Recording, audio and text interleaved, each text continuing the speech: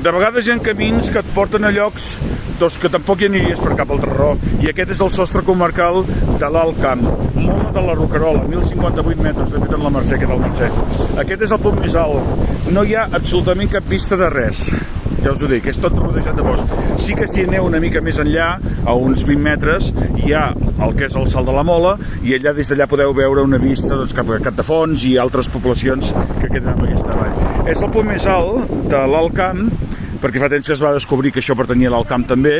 Fa la separació, aquest és el punt més alt, fa la separació entre Mont-ral, de l'Alt Camp, i Montblanc, de la Conca de Barberà.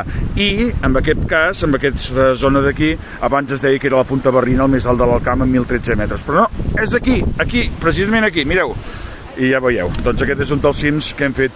Sostre comarcal de l'Alt Camp, punta o mola de la Roquerola. Serà fins la propera. Adéu-siau.